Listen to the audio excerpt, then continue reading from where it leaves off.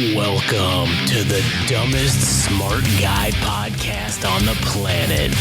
This is the Central Unintelligence Podcast.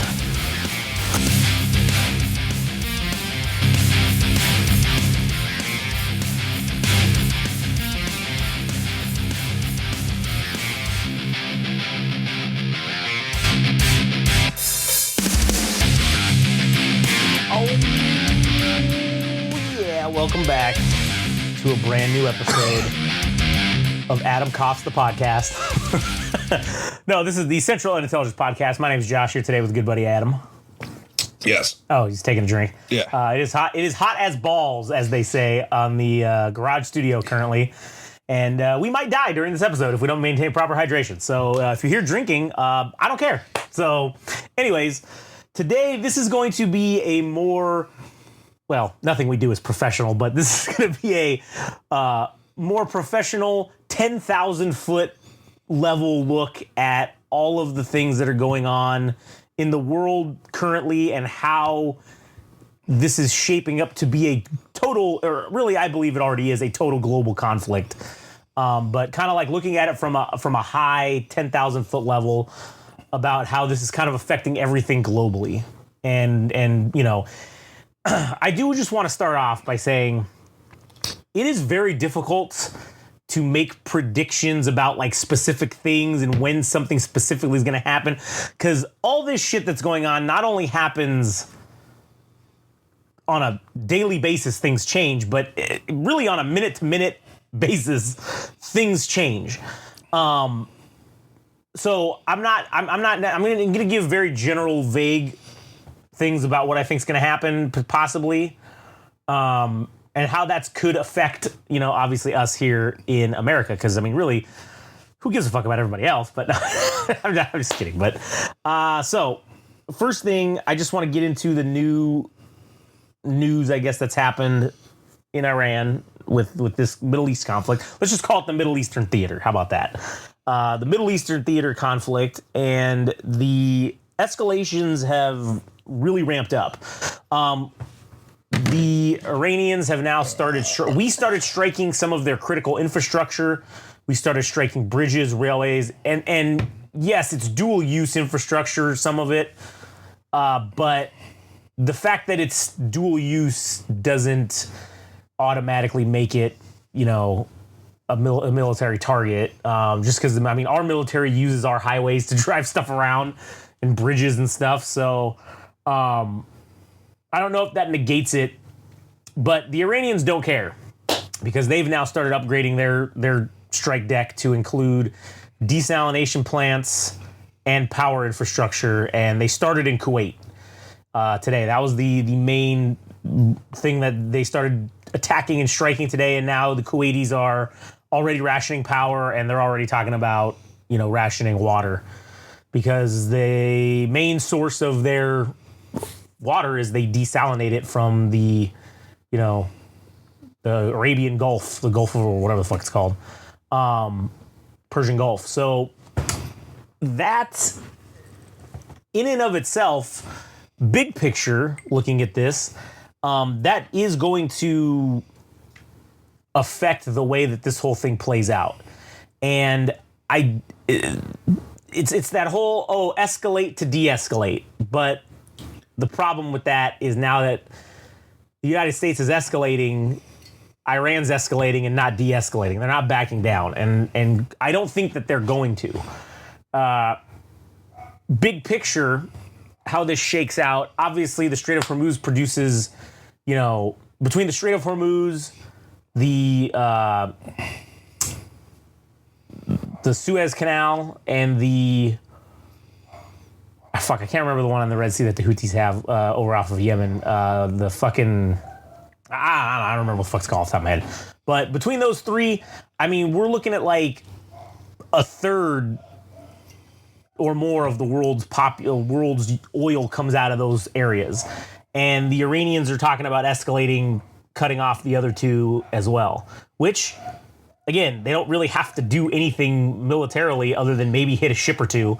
Or just the straight threat of it will, as we've talked about, cease insurance companies from insuring the ships, and no one's going to send ships there if they can't get insurance because no company's going to take the risk, right?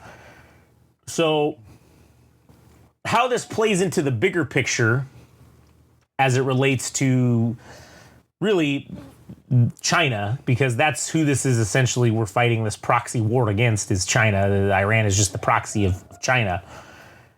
And China is loving this because right now it's expending a bunch of munitions, and not just, the bullshit ones that we have damn near an infinite amount of. I mean, it's taking and using the good stuff on a lot of these things. I mean, we only had like 24 of those fucking big ass bunker busters. And now listen, this is just what's publicly available. Who knows if the number's real? Who knows if it's bullshit? Who knows if it's overinflated? It could be underinflated. No one knows. But the fact that we had 24 of these things and we dropped like at least a third of them, probably even closer to half of them last year in July. And those things take 2 years to complete, to replenish one missile, one bunker buster. It takes like 2 years. So we are depleting our munitions, and those munitions utilize rare earth elements. And one of the things that the Chinese have done is they have taken and locked down the rare earth elements, and they control all of them. All of the ones that we need to make these things, they now control. And they've kind of been doing to us what we did to the Soviets back in the day, where we needed some specific thing to make the SR-71 Blackbird, like the paint or something in it. It was some specific, I think it was aluminum, I don't know, some metal that we needed that we didn't have and couldn't get. Only place you could find it was in Russia. And so obviously Russia during the Cold War wasn't going to sell us shit. So the CIA made a bunch of shell corporations here, there, and they bought it in small amounts from hundreds of shell corporations and bought enough from the Russians without them even knowing it was us buying it. So the Chinese kind of had started doing that to us about stuff that we were selling. And yes, we caught some of it. No, we didn't catch a lot of it. But they started doing that with a lot of our rare earths that we had. And now that we don't necessarily have the rare earths available to us that we need to do this, now they're basically in the driver's seat of like, well, if we don't want you to restockpile your shit, we're not going to let you do it. And that's where we look at the potential for a Chinese invasion on Taiwan. I don't think Taiwan is necessarily going to be the one that they're going to militarily invade, just because the majority of the Chinese people view the Taiwanese already as ethnically Chinese. So they're not going to go in and like kill their own people. I don't think that's like, they're not just going to bomb the shit out of it and just go in. I mean, they may send in ground troops, who the fuck knows? But I don't think they're going to do the shit like we're doing to Iran. They're not going to do that because that's like killing your own people. They're not really going to go for that. So I think the bigger threat is a China versus Japan type of issue, because the Japanese are kind of like our proxy over there in Southeast Asia, along with the Koreans, the South Koreans. And I do think we're getting to the point now, from a global perspective, that yes, the United States is not going to be invaded by a foreign power. We never have been. Since the founding of the country, we haven't been successfully invaded by anyone. And that's due to geography.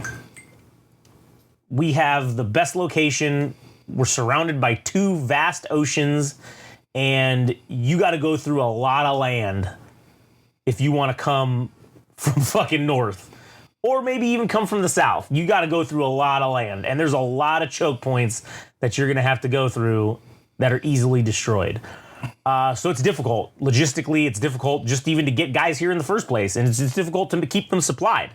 So that's not likely, I think. But I think when this starts to become more apparent that we are in a World War III, it'll be apparent before we're headlines are saying World War III declared. Like, I don't know that we're actually going to even get that, but I think right now we are definitely in it, And I think that when this thing does become more apparent that everyone else is starting to get involved and things are kind of degrading even further, I think you are going to see potentially some sort of not Pearl Harbor style attack on the United States itself, but I think that is very possible if someone were to take some shipping container ships, and as we've seen before, that the Chinese have those shipping container missiles that have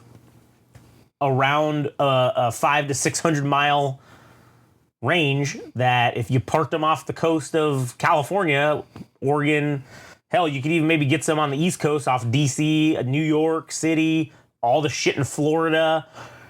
A lot of our major population centers are close to, or within 100 miles or so of a coastline. So if you were to put some of those out there, a medium-sized container ship could likely contain around 50, 60 of those missiles. That's about that's about 2/3 of the capacity of what like a guided missile destroyer can have that the U.S. Navy does. So we don't have missile defense systems here in the United States like they do in the Middle East and Israel and all that stuff. We don't have them set up just like protecting population centers. We just don't have that capability. In order to intercept those missiles, the Navy would have to be out there actively patrolling, which right now we don't have that happening in enough of a volume to stop something like that from happening. Yeah, they could send up some fighter jets, but the problem being those missiles are hypersonic. And once they get to within, I think the last like 20 miles of their target, that's when they go hypersonic and shit. It only would take, if you launched from 300, I looked up the timing and stuff, it would only take, if you launched those missiles from like 300 miles off of the coast to striking major inland cities on each coast, it's maybe we would have maybe 20 minutes. So to scramble fighters, get them up enough to detect, to know what the fuck's going on, it would be unlikely that we would be able to shoot all of them down. And I'm not saying that we wouldn't get any. I think we would shoot some of them down, but it's unlikely that we would shoot all of them down. So we would suffer some damage. Now, granted, you could probably only pull that off once. If you were going to do a major thing like that, because then we'd be looking for it. We'd be looking on the lookout for another one to happen. So likely you could only probably do that once. But that sure would feel the pain. That would put the screws to us here at home. We already we're not big fans of this shit. Now, granted, you do run the risk of like, okay, uniting us against you, but at this point, I think we've been meddling in other countries' affairs for far too long, and I don't know if our population, even if we were attacked, I don't think our population has the appetite to go to war. I don't think we do. And I don't think we have the capability to really do it. And one of my concerns at the high level is this conflict in the Middle East opening the can of worms that is nuclear weapons, whether it be small, tactical, whatever you want to call it. A nuke is a fucking nuke, right? If it's just a smaller one that has a lower radius, it's still, making stuff happen. So, and I just think that as it currently sits, we have it's like the perfect storm of incompetence and insanity that if this shit goes awry as it's continuing to go and it goes down this path, that's going to eventually become the only viable option to stop it. And I think that most people would probably just walk away, right? Most normal random assholes would probably just say, okay, you know what? We got adventurous over here. It didn't work. Let's just fucking walk away from this Iran situation in the Middle East, right? Same thing with the Russians. You've already fucking done it. Just cut your losses and walk away. But yet, here we are 4 years later, that whole thing's still going on. So I think that there is enough of insanity going around that if we uncork that fucking screw or unbottle that genie, as they say, ain't no putting it back in. And I think that that's a plausible scenario. I don't think that's like, that used to be maybe a year ago. That was like, oh, that was a highly unlikely scenario from happening. Anyone using nuclear weapons or anything, or even thinking about it. So I think that from this global perspective, that is the biggest worry coming out of this war, because that'll just change everything. Everything just goes to shit. Once that genie's uncorked, the Russians will use them. The Chinese will probably use them. The North Koreans are definitely going to fucking use them. Because what's the point? And now, granted, I'm not saying we're going to just do this mutually assured destruction stuff, but it's like I've said before, if a non-nuclear nation gets nuclear attacked by a nuclear nation, is another nuclear armed nation going to step in on their behalf? I don't think so. I don't think that would happen. But who knows? I think it's unlikely. So now, outside of that, from the high 10,000 perspective level, the world economy is like in shit right now. I mean, it's very expensive for everything, everywhere. People throughout the globe ain't doing great when it comes to money, right? It's just a global thing. Unless you're in that top fucking 2% of the wealth, you're fucking struggling. And one of the things that happens when we get to this point in economics is they always turn to fucking war. They always turn to some kind of fucking conflict to, okay, that'll kind of reset the board. And I think that's kind of the road we're headed down, is this global conflict to sort of reset the world order and to really, that's what would change. It will change the world order, and it will change the world economic order. And by that, I mean that the U.S. petrodollar is going to go away, or it's going to become extremely less utilized than it is now. And for us here in the United States, like, that is an existential threat. Us as average Americans, like, most people don't give a shit, right? But when the petrodollar gets fucking tanked because nobody's using it, or the faith in it has gone away, and we can't enforce and impose our will on everybody else through economic means, then that's fucks us up here. And we're already kind of seeing it with the prices being raised here in the United States for everything. And people are starting, not a lot of people care yet, but they're starting to pay attention a little bit. They still don't give a fuck, but they're kind of looking like, why is gas, slightly, a little higher than it was? And why is it more expensive? Why are eggs more expensive? Why is milk more expensive? Like, what's going on here? They still don't care, but like I said, they're paying it. They're looking now. They're kind of like, that's weird. And it's going to continue to get a lot worse should this this economic woe that we're all having continue to get worse. And I think that this is a likely symptom of the changing world order. After World War II, when the British sort of passed the torch to the United States to become the global kind of like hegemon or whatever, the Brits did it without, conflict. Like, we didn't have to fight them. They kind of, our time is past. We've been the global hegemon for the last several hundred years. We'll go ahead and, pass the torch to you now that we had the capability to do it. They couldn't do it anymore.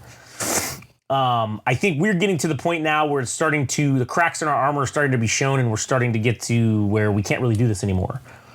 It's economically unviable. It's militarily unviable. And I do think that the initial respects of Trump coming into office and saying, hey, we're going to just focus on our hemisphere and we're going to not do any shit. Yeah, obviously that turned out to be all a lie, right? That was all bullshit. Everybody was fed a fucking line, and obviously that's what politicians do. But I do think that that was the right move to make. We should get out of everybody's fucking business. It's not our problem. It's not our job to secure the world's fucking waterways. Let somebody else fucking do it. We got all the shit we need here, or did at least. Now, I don't know, not so much.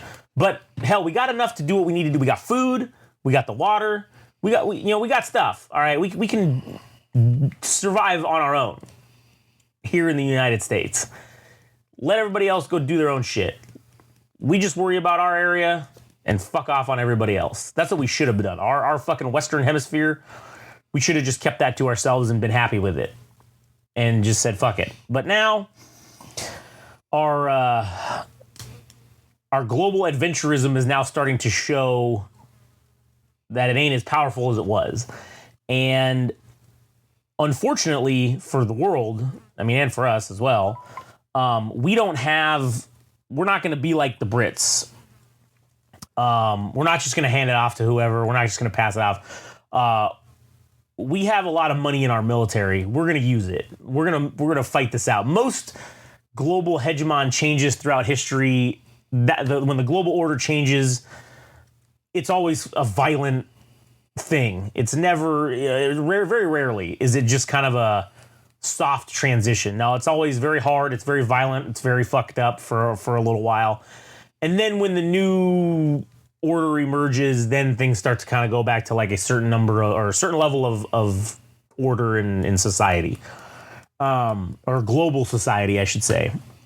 So I think that we are headed towards that. What do you want? Flashpoint, I guess. I don't know what the thing is that's going to set it off or set it in motion. Could be somebody dropping a nuke. Could be, could be boots on the ground in Iran. Who knows what could set this whole thing off to just go into chaos. But we've been on this slow descending escalation into chaos. And I just don't see our leadership here in the United States or throughout the rest of the world making the tough choice to just say fuck it and leave. I just don't see that. I don't see that being in their card of options. But it is what it is. So I think that on the short term, I think that within the next few weeks to month, maybe even as early as like this weekend or next week, we could see U.S. boots on the ground in Iran. Maybe not Iran proper. Maybe some of those outlying little islands that they have. I do think that the shaping operations that are going on are setting up for that option to have the highest probability of success. I don't think that it will be successful. And I'm not saying that like to be like, oh, anti-military or anti-whatever.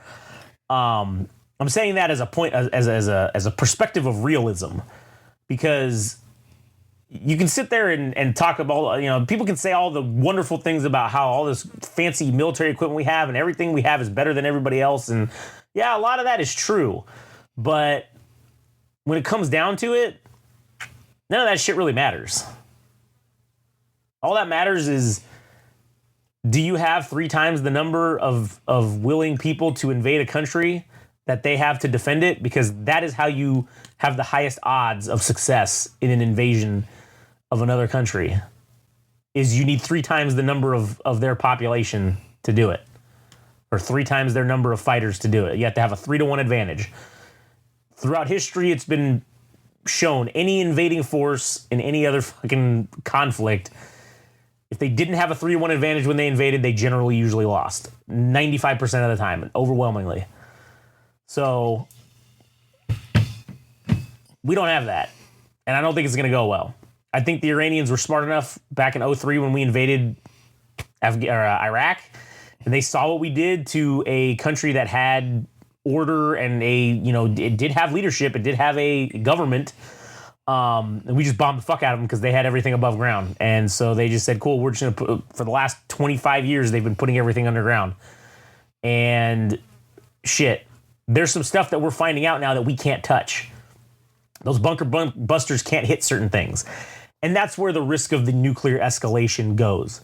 Because if I can't blow up Pickaxe Mountain because I don't have a munition that can penetrate deep enough into that area, which for those that don't know, Pickaxe Mountain is right next to the, I believe it's the Isfahan nuclear facility.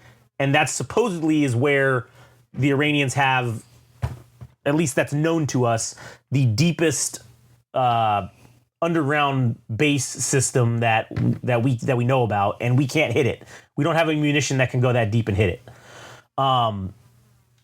Dumping a bunker buster at the entrance doesn't really fucking make sense, because as we've seen since last year when we did those operations, they just dig that shit out. Yeah, the dudes inside, they might die. They'll probably die if they don't have. I'm sure they have a stockpile of food and water, and I'm sure they have enough entrances that we probably don't even fucking know about that they could escape. But at the end of the day, if you don't want them to use it, the only way to do it is just nuke the area and irradiate it, and then, okay, cool, now you can't get to it. How you gonna go? You know, I guess you gotta send dudes in fucking radiation suits. I mean, that's the only way to try to deny the enemy, right? That's the only option. That's why I think that this option is probably now being considered. And when the war first started, it was rumored that Trump actually asked, that was his first thing, was like, well, why can't we just nuke them? That was like something that he actually said. Why can't we just nuke them? And Dan Kane, the chairman of the Joint Chiefs of Staff, said, well, Mr. President, that's not an option. And they moved on. But that was Trump's first initial thing about, okay, cool, why don't we just nuke them? Like, let's just nuke them and be done with it. Oh, yeah, we can't really do that. That's not how that works. Now, they also were very against going in on the ground. And now, as it's been seen, there's been, again, the continued escalation.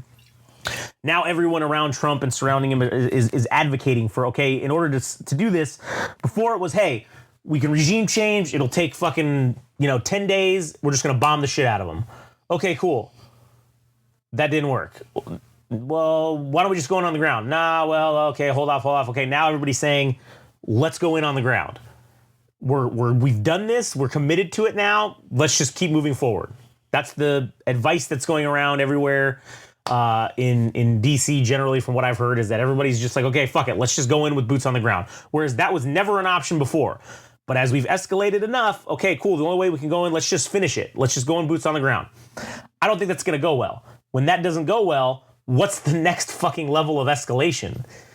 The next level is just nuclear weapons. We've done at that point, if we would have gone in, we go in with boots on the ground and it doesn't resolve the issue or the situation, the next step we have is unconventional, which is nuclear weapons. We've utilized every conventional method we have at that point, and then it's over. Then nuclear weapons become the real option. So, and again, everybody was against it, against people going on the ground, and now everybody's saying, okay, cool, let's do that. That's our only option, let's do it.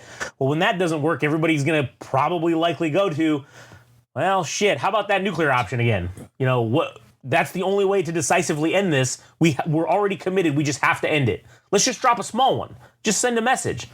Okay, cool. They do that. That opens the door for Russia to do it to Ukraine. That opens the door for North Korea to do it to fucking South Korea. Because China's not going to attack. Pakistan's not going to attack us. Fucking Russia's not going to fucking attack us with nuclear bombs if we fucking nuke Iran. The North Koreans aren't going to do it. No one will fucking do anything to us. At least nuclear weapon-wise, they won't do anything. Militarily, they will not do shit to us. But it will give them the ability to use that in their theaters that they want to use those in. So, hey, we'll solve this Iran problem probably by dropping nukes. Well, Russia will solve the Ukraine problem. North Korea may solve their South Korea problem, with that. Who fucking knows? But at any rate, I don't see much optimism. I don't see much room for optimism here. So, on the global perspective, we're going to be fucked on economics. We're going to be fucked on combat with a global war, and we're going to be fucked on food crisis. We're going to be fucked on fuel crisis. We're going to be fucked on all kinds of shit. And that's not even mentioning that, there's been these string of earthquakes going around. We're in like this grand solar minimum with the weather that's been happening. There's been all this flooding in China, in the Midwest United States, southern Midwest United States. There's been this massive rainfall and flooding. There's been these fucking huge wildfires in North America and Canada. And we're having all this shit happen at once. So a lot of factors going on. A lot of factors playing into things, and I don't see a good outcome either way. So I think we will see some sort of continued escalation with this Iran deal. I think that they've thrown the talks out the window. I don't think it's going to happen.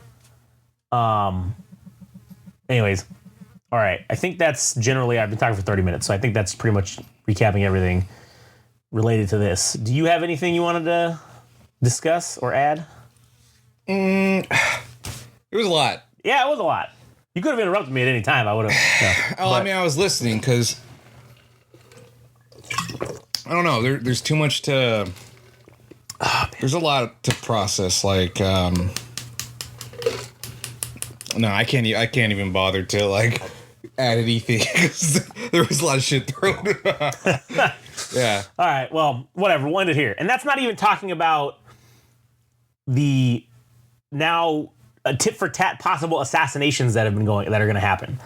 Trump's going to the World Cup on Sunday. What a great fucking place for him to be fucking taken out. For Iran or some asshole, for somebody to fucking do it. And goddamn, he's been talking about fucking erasing Iran. And Jesus Christ, what would fucking happen if that were to take place? That would be the flashpoint that would kick all this shit off for sure. I sure as shit hope that it doesn't fucking happen. As much as I don't like the dude, that happening would be fucking catastrophic for the United States of America, and because we would then make it the world's problem at that point as well. So it'd be a problem for fucking everybody. So let's fucking hope it doesn't happen. God damn, I feel like something is gonna fucking happen, but let's just hope it doesn't. So, anyways, all right. I've already put enough bad juju out there. I don't want to throw that out there further, but at least it's on record. We talked about it, so if it does happen, hey, I can just go, I was right. Go fuck yourselves, all right? But anyways, all right, that'll be the end of the episode. We'll cut it off right there. Go check out all other shit. Yeah, you guys know what to do. We'll catch you on the next one if we haven't died in a nuclear hellfire or some sort of fucking chemical bomb. Oh man, that's the other thing we fucking didn't even talk about that. We'll talk about it on another episode. But anyways, all right, we'll catch you guys later.